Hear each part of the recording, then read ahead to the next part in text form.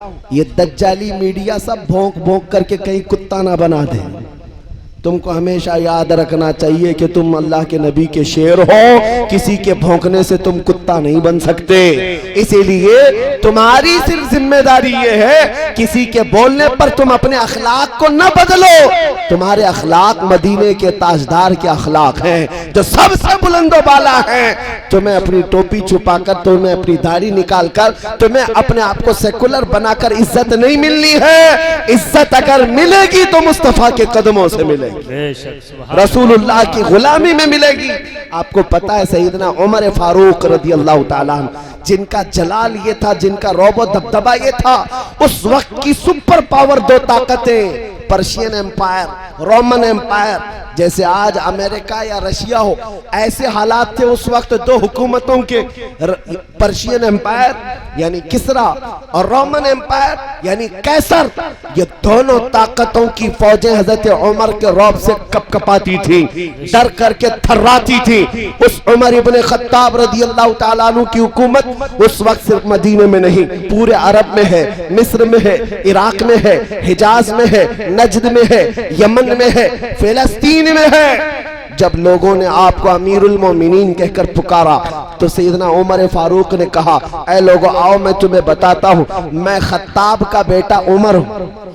हजरत उमर के बाप का नाम क्या है? खत्ताब। हजरत उमर कहते हैं मैं खत्ताब का बेटा उमर हूँ। बचपन में मुझसे दो बकरियां नहीं संभलती थी, मेरे बाप मुझे हर दिन मारते थे, मैं बकरियां नहीं संभाल पाता था। आज 36 लाख स्क्वायर किलोमीटर पर तन्हा उमर की हुकूमत है। उमर की निगरानी में 36 लाख स्क्वायर किलोमीटर पर हर कोई अमल कर रहा है। लोगों याद रखो, आज इतने बड़े खित्ते पर अगर उमर की हुकूमत जारी है तो वह इसलिए नहीं कि खत्ताब का बेटा उमर है, बल्कि इसलिए कि मोहम्मद अरबी का गुलाम उमर है। नारे तकबीर, नारे रिसालत, शहीद आजम कॉन्फ्रेंस, शहीद आजम कॉन्फ्रेंस, नारे तकबीर, नारे रिसालत, सुभान अल्लाह। इसीलिए मेरे अजीजों, क्या आज ये अहद करोगे? मौला हुसैन के नाम पर सवाल करता हूँ आपसे, इतना बड़ा जलसा सजाया आपने, इसमें हजारों लाखों रुपए खर्च भी, लोग दूर दराज का सफर करके भी आए और रात की इतनी तारीख हो जाने के बाद भी आप जमकर बैठे हैं। मैं आपसे सिर्फ इतना आज़म लेना चाहता हूँ, करबला की दास्तान से अगर तुम्हें इश्क है, मौला हुसैन के नाम से तुम्हारी गहरी मोहब्बत वाबस्ता है, मेरे मुस्तफ़ा के कदमों पर जान निछावर करने की बात करते हो, तो आओ आज ये आज़म करके उठो कि अब अगर हम जिएंगे तो इसकी उसकी रजा के लिए नहीं, मदीने वाले की रजा के लिए जिएंगे। कोई कुछ बोले हमें फर्क नहीं पड़ना चाहिए, हम रसूलुल्लाह की सुन्नतों को जिंदा करके जिएंगे इंशाअल्लाह, करेंगे इंशाअल्लाह। नौजवानों, ये अज़्म अगर आप में से 10 नौजवानों ने भी कर लिया, मैं समझता हूँ जलसा हमारा वसूल हो गया, जलसा कामयाब हो गया। लाखों को जमा कर लो और सिर्फ तकरीर करके नारे लगाकर चले जाओ, कोई हासिल नहीं है। हाँ, अगर 10 भी इसमें खड़े होकर के ये अज़्म कर ले कि आज के बाद की मेरी हर धड़कन मेरे मुस्तफ़ा के नाम पर है, मैं जीऊंगा उस तरह जैसे मेरे नबी को पसंद है। आला हजरत ने 100 साल पहले हमें ये बताया था, आज ले उनकी पनाह, आज मदद मांग उनसे, कल ना मानेंगे कयामत में अगर मान गया। और आप सब ने सबसे पहले मेरी तकरीर में पूछने पर एक जवाब दिया, फिर मैं पूछता हूँ जवाब दो, फिर मैं पूछता हूँ जवाब दो। रसूलुल्लाह के नाम के साथ एक सवाल है, वो जो न थे तो कुछ न था, वो जो न हो तो कुछ न हो, वो जो न हो तो कुछ न हो, वो जो न हो तो हमारी जिंदगी में अगर वो जो न हो तो अरे कब्र में पहुंच जाओगे। अगर फरिश्ते तुमसे पूछ लें तुम्हारा रब कौन है, तुम्हारा दीन क्या है, यहाँ तक तो बहुत सारे बता देंगे, मेरा रब अल्लाह है, मेरा दीन इस्लाम है। तीसरा सवाल सबसे अहम है, मा कुन्त तक़ूलु फी हक़्क़ि हाज़ा रजुल, रसूलुल्लाह को दिखाकर फरिश्ते कब्र में पूछेंगे, बता इनके बारे में दुनिया में क्या कहता था। ऐ सुन्नी जवान, उस दिन अगर तुम्हारी जुबान से ये बात निकल गई, हाज़ा मुहम्मदुर रसूलुल्लाह, ये तो मोहम्मद अल्लाह के रसूल हैं। तब तो फरिश्ते कहेंगे नम का नौमतिल अरून, सो जा अब जैसे दूल्हा सोता है। और अगर पहचानने से इनकार कर दिया, मुझे पता नहीं क्या है, तो फिर भाले और नेज़े तैयार हैं फरिश्तों के, जो सुबह क़यामत तक कूटते रहेंगे, पीटते रहेंगे। सजा के लिए तैयार रह जाओ। इसीलिए मैं ये भी कहता हूँ, ये दुनिया तो दुनिया है, यहाँ वो जो ना हो तो, और कब्र में पहुंच करके भी वो जो ना हो तो, और हशर में चले जाओ, मैदान क़यामत है। तुम आदम अलैहिस्सलाम से लेकर ईसा अलैहिस्सलाम तक हर नबी के पास घूम फिर करके आ जाओ। खलीलो नजी मसीहो सफी सभी से कहीं न बनी ये बेखबरी की खल्क फिरी, कहां से कहां तुम्हारे लिए। रसूल पाक के पास आओगे, उस वक्त मेरे मुस्तफा का क्या कहेंगे? जब पूरी मखलूक ये पूछेगी हमारी सिफारिश कर दे, हमारी शफाअत कर दे, तो पहले नबियों ने कहा था इज़हबू इला गैरी, जाओ मेरे अलावा किसी और के पास जाकर सिफारिश करना। लेकिन मेरे आका की तन्हा जात है, मैदान महशर में कह रही होगी अना लहा, अना लहा। कहेंगे और नबी इज़हबू इला गैरी, मेरे नबी के लब पर अना लहा होगा, जिसका मतलब ये होता है ऐ कौम कहां भटक रहे हो, आओ तुम्हारी सिफारिश के लिए तो मोहम्मद बैठा हुआ है, आज तुम्हारी शफाअत के लिए मैं ही तो हूं। अब पता ये चला मेरे मुस्तफा सिफारिश करेंगे, अल्लाह करीम उस दिन हिसाब किताब शुरू करेगा। और कयामत के दिन का हाल ये है, मेरे आका फरमाते हैं, सहाबा ने पूछा था आपको कयामत के दिन हम कैसे ढूंढे? हुजूर ने 3 पते बताए थे। हौज़े कौसर पर देख लेना, मैं अपने उम्मतियों को जाम भर भर कर पानी पिला रहा होगा, या तो फिर मीज़ान अमल पर देख लेना, जहां लोगों की नेकियां बुराइयां तोली जा रही होंगी, और मैं अपने उम्मतियों के नेकियों में कुछ डाल करके इजाफा करके उनको जन्नत की तरफ भेज रहा होगा। अगर वहां ना मिला तो पुल सिरात पर मुझे देख लेना, जो जहन्नम के ऊपर बना हुआ पुल है, मैं अपने उम्मतियों को पकड़ पकड़ कर वहां से गुजार रहा होगा। मैदान महशर में मेरे आका की हर जगह जलवागरी है। फिर खुद फरमाते हैं कयामत के दिन मेरा हाल ये होगा, मेरे कंधे पर चादर पड़ी होगी, और ये चादर खसक खसक कर गिर रही होगी। एक हाथ से मैं अपनी चादर संभाल रहा हूंगा, और एक हाथ से अपने उम्मतियों को ढूंढ ढूंढ कर खींच रहा होगा, और जन्नत की तरफ ले जा रहा होगा। मेरे आका लाखों उम्मतियों को जन्नत की तरफ भेज रहे होंगे। ये तो कयामत का मंजर है मेरे अजीजों। फिर मैं कहता हूँ दुनिया तो दुनिया है, वो जो ना हो तो कुछ ना हो। कब्र की जिंदगी भी वो जो ना हो तो कुछ ना हो, और पहुंच गए हश्र में भी वो जो ना हो तो कुछ ना हो। पता ये चला हर जगह मेरे नबी की जरूरत है। यहाँ तुम कब तक उनसे पीछा छुड़ा कर भागते रहोगे? याद रखो मेरे आला हज़रत ने फरमाया बखुदा खुदा का यही है दर, नहीं और कोई मफर मकर। मतलब ये होता है अल्लाह का अगर कोई दरवाजा है तो मेरे मुस्तफा का दर है, मेरे मुस्तफा का दरबार ये अल्लाह का दरवाजा है। और अगर इनको छोड़कर कहीं जाना चाहो, न कोई मफर न कोई मकर, भागने की जगह भी नहीं है, ठहरने की जगह भी नहीं है। जो यहाँ से हो, जो वहां से हो, यही आके हो, जो यहाँ नहीं तो वहां नहीं। इसीलिए आला हज़रत फरमाते हैं हमें अहद करके ये चलना है।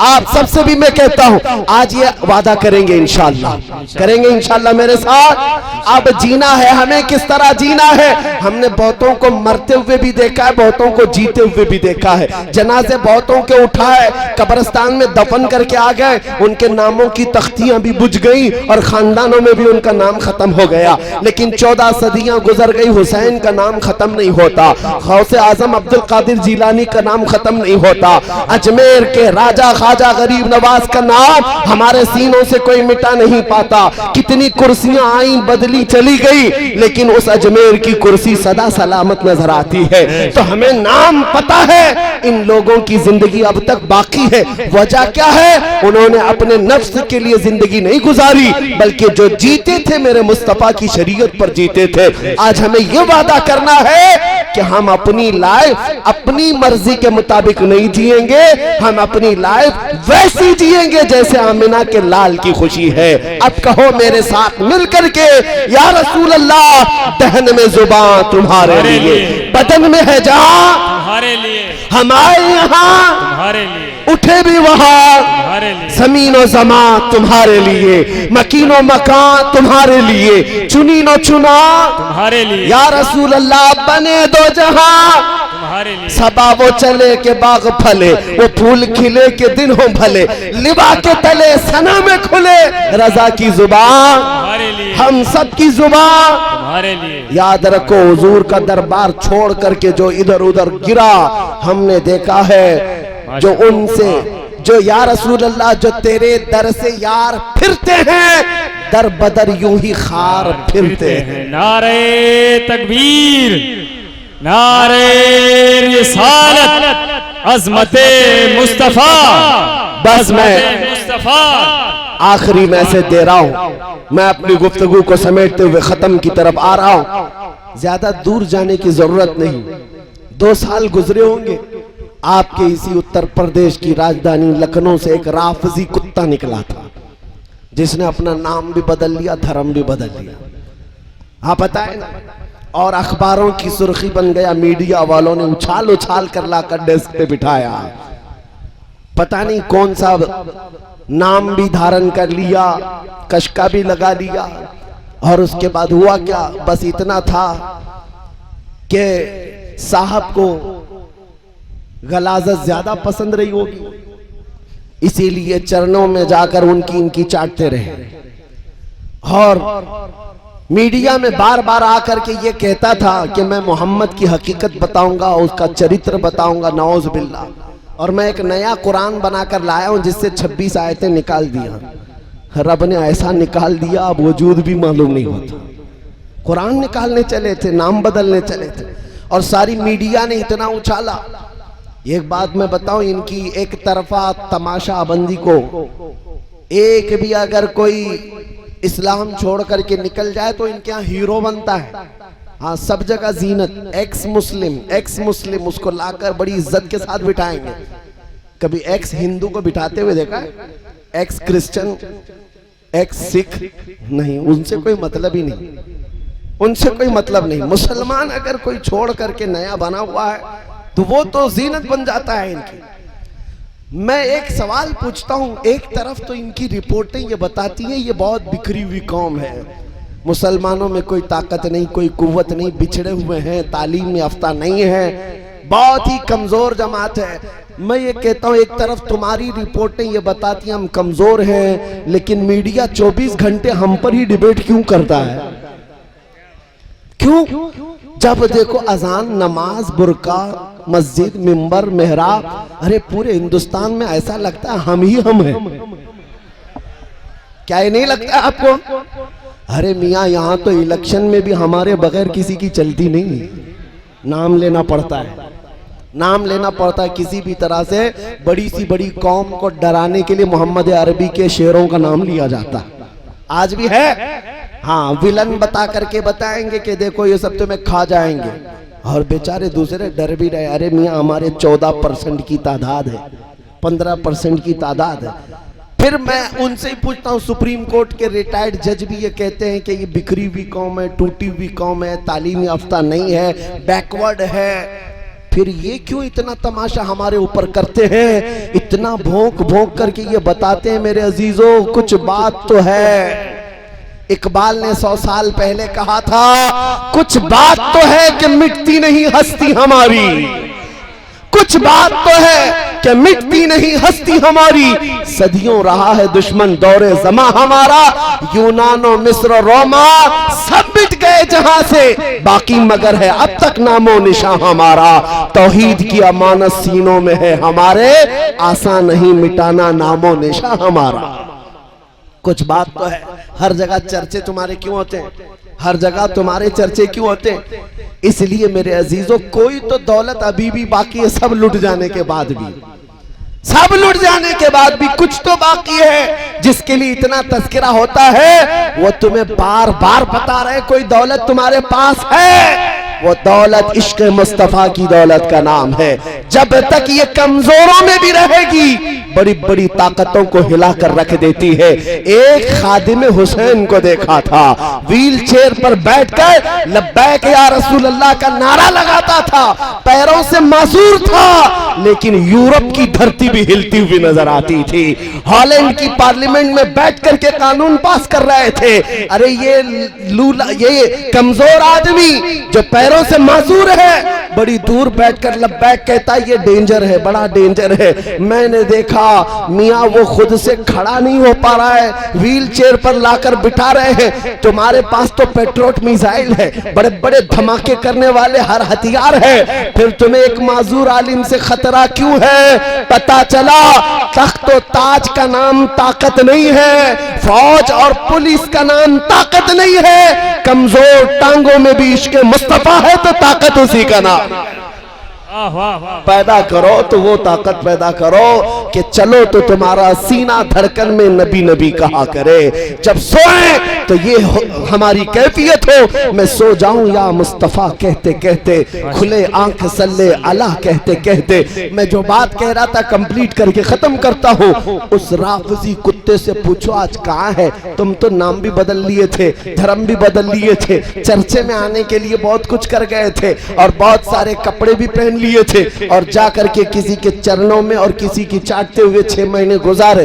बाद में पता चला कि उन साधुओं ने भी किक मार करके निकाल दिया और हालत ये हो गई धोबी का कुत्ता न घर का न घाट का, न तुम घर के रह गए न उनके रह गए। अरे वो कौम जो दूसरी बिरादरी को नहीं एक्सेप्ट करती तुझे कहां से एक्सेप्ट करती? तू तो कुत्ता बनकर रह गया। इसीलिए मैं कहता हूं जो मेरे मुस्तफा को छोड़कर कहीं और इज्जत ढूंढने की बात करता है, आला हजरत ने 100 साल पहले कहा था या रसूल अल्लाह जो तेरे दर से यार फिरते हैं दर बदर यूं ही खार फिरते हैं, और जो नबी का नाम लेवा होता है उसकी इज्जत के क्या कहने, सदियां गुजर जाती हैं लेकिन उसका नाम मरता नहीं है। 100 साल बीत गए, आला हजरत आज भी जलसों में है। इसलिए नहीं कि वो पठान खानदान के शहजादे थे, इसलिए उनका नाम जिंदा है कि वो बरेली का इमाम जब भी बोलता था तो मेरे मुस्तफा की नाते बोलता था, हुजूर की तारीफ करता था। तो मौला ने ये कानून बनाया जो नबी का होगा वो हर दिल पर राज करता रहेगा। आपको भी राज करना है तो बोलना होगा, सिर्फ इतना बोलना होगा सबसे आला वो औलाद हमारा नबी, दोनों आलम का दूल्हा। बुझ गई जिसके आगे सभी मशाले, शम्मा वो लेकर आया खल्क से औलिया, औलिया से रसूल और रसूलों से आला। जिसके तलवों का धुवन है आब हया है वो जाने मसीहा हमारा नबी।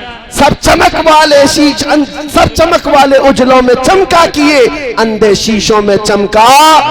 गमजदों को मुजदा दीजिए कि है रजा बेकसों का सहारा। अरे आखिर में सिर्फ इस बात पर मैं उठ जाता हूँ सुन्नियों को ये पैगाम देकर, कौन देता है देने को मुंह चाहिए, अरे देने वाला है सच्चा हमारा नबी। लब्बैक या रसूल अल्लाह, लब्बैक या रसूल, लब्बैक या रसूल अल्लाह, लब्बैक या रसूल, लब्बैक या रसूल अल्लाह।